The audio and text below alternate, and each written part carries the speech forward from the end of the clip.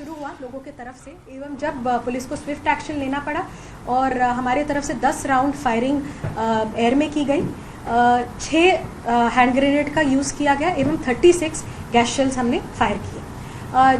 इससे हमने डिस्पर्स किया क्राउड में। हमारे जो पीआई हैं उनको भी चोट लगी, थोड़ी माइनर इंजरीज हुई हैं, 1-2 कांस्टेबल्स को भी।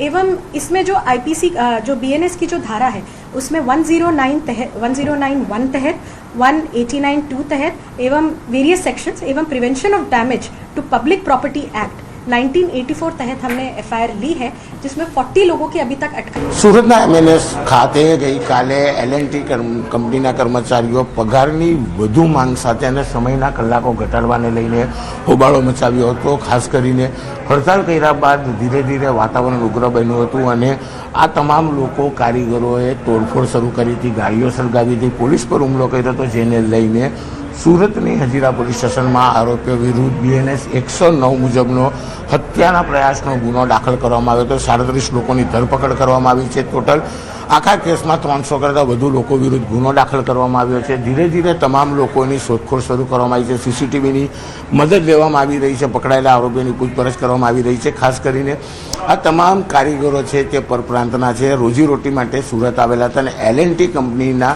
કોન્ટ્રાક્ટ હેઠળ કામ કરતા હતા અને એલએનટી કંપની દ્વારા એમએનએસ કંપનીમાં જે નવું જે પ્લાન છે તેનું બાંધકામની સાઇડ ઉપર કામ કરતા હતા। જો કે ગઈકાલે પોલીસ પર હુમલા સાથે જે પ્રકારે ગાડીઓ સળગાવી હતી, તોડફોડ કરી હતી, હંગામો કર્યા બાદ કહી શકાય કે સુરતને મોટા પ્રમાણમાં પોલીસને હજીરા વિસ્તારમાં સતત પેટ્રોલિંગ કરવામાં આવી રહ્યું છે। ડ્રોનની મદદથી વિસ્તાર શાંત રહે તે પ્રકારના પ્રયાસ કરવામાં આવી રહ્યા છે। ત્યારે 37 લોકોની ધરપકડ કરી છે અને હજુ પણ 300 લોકો વિરુદ્ધ જ્યારે ગુનો દાખલ થયો છે ત્યારે તમામની ઓળખ અને સીસીટીવીની મદદ ખાસ લેવામાં આવી રહી છે। કેમેરામેન જીગર ગુગલ સાથે કીર્તેશ પટેલ, ન્યૂઝ 18 ગુજરાતી, સુરત। અરવલ્લીમાં સાબરડેરીમાં ઘર્ષણ બાદ અદાવતમાં હુમલો થયો છે। ડિરેક્ટરની ઓફિસમાં ઠેકેદાર પર જીવલેણ હુમલો થયો છે। હુમલામાં ઠેકેદાર ઇજાગ્રસ્ત થયો છે, સારવાર અર્થે ખસેડાયો છે। સાબરડેરીમાં ડિરેક્ટરો વચ્ચે થયું હતું ઘર્ષણ। અદાવતમાં ડિરેક્ટર અને પૂર્વ ધારાસભ્યની ભત્રીજી સાથે હેરાનગતિ કરતા બબાલ થઈ।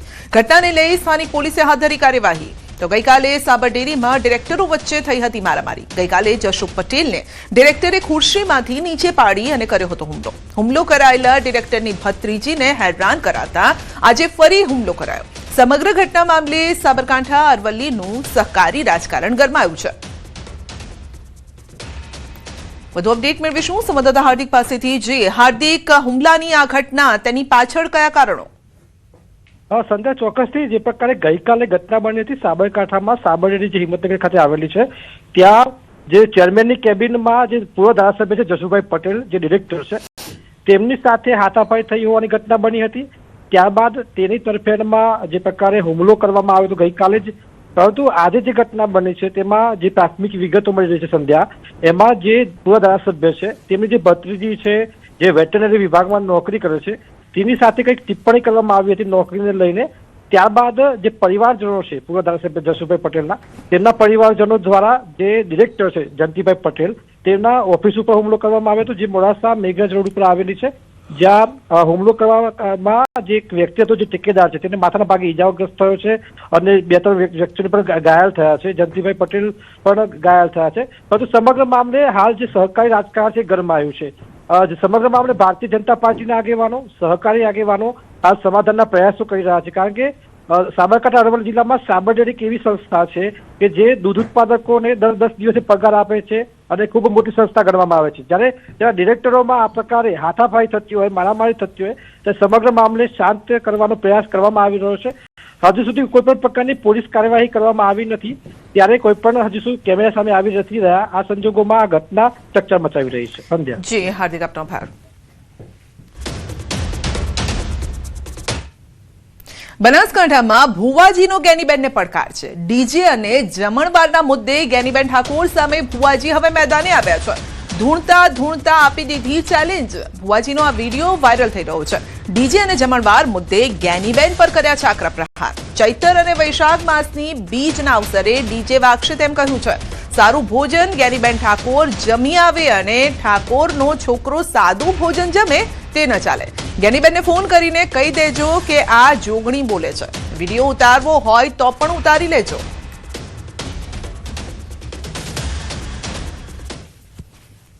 કદાચ ડીજે વાળાનું ડીજે બંધ રાખું તો દેહમાં માતા ના કેવું ભાઈ વિડિયા શૂટિંગ વિડિયા બંધ નહીં રહે.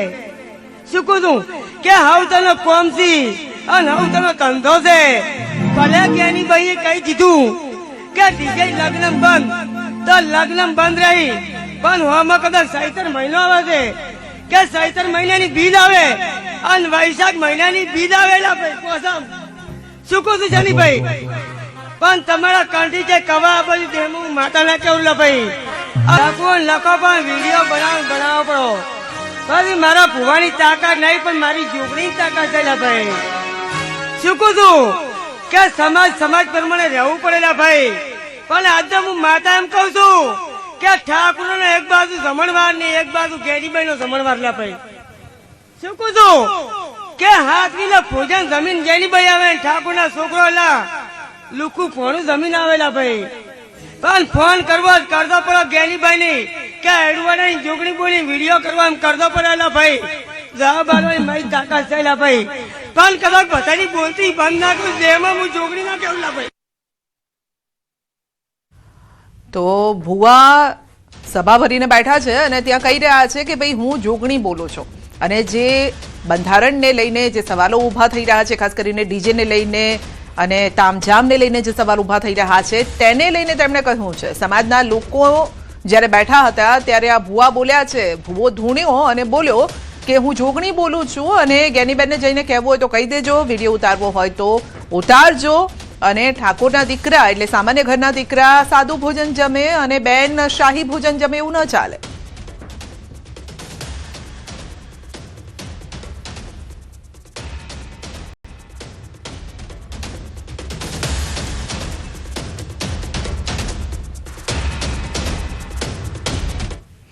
દિલ્હીની બહુચર્ચિત દારૂની નીતિ સાથે જોડાયેલા કેસમાં રાઉઝ એવન્યુ કોર્ટે મોટો ચુકાદો સંભળાવ્યો છે. રાઉઝ એવન્યુ કોર્ટે દિલ્હીના પૂર્વ મુખ્યમંત્રી અરવિંદ કેજરીવાલ અને મનીષ સિસોદિયા પર લાગેલા તમામ આરોપોને ફગાવી દીધા છે. એટલે કે કોર્ટ તરફથી અરવિંદ કેજરીવાલ અને મનીષ સિસોદિયાને ક્લીન ચીટ મળી ગઈ છે. ચુકાદા બાદ કેજરીવાલ મીડિયા સાથે વાત કરતા ભાવુક થઈ ગયા હતા. आज कोर्ट ने सारे आरोप खारिज कर दिए और जितने भी एक्यूज्ड थे सबको डिस्चार्ज कर दिया. हम हमेशा कहते थे सत्य की जीत होती है. हमें भारतीय न्याय प्रणाली पे भरोसा है. मैं जज साहब का बहुत बहुत शुक्रिया अदा करता हूं जिन्होंने हमारे साथ न्याय किया. सत्य की जीत हुई. मैं हमेशा कहता था कि भगवान हमारे साथ है. અને સીધા જ આપણે લઈ જઈશું રાઇઝિંગ ભારત સમિટમાં. From the coding to automatic coding, but using an architecture which is designed by the IT companies, by the teams out there. The trust factor in deploying AI is very, very important. For example, if there is a banking company, that bank would not like to hand over the coding to either a software or any other person until and unless they trust it. An insurance company, a retail company, any company that you talk of, any enterprise that you talk of, they would like to have people who are trusted, who understand, who can be trusted with their data, with their internal architecture, with their business model. That is where the role of IT companies will significantly grow in the coming years. Yes,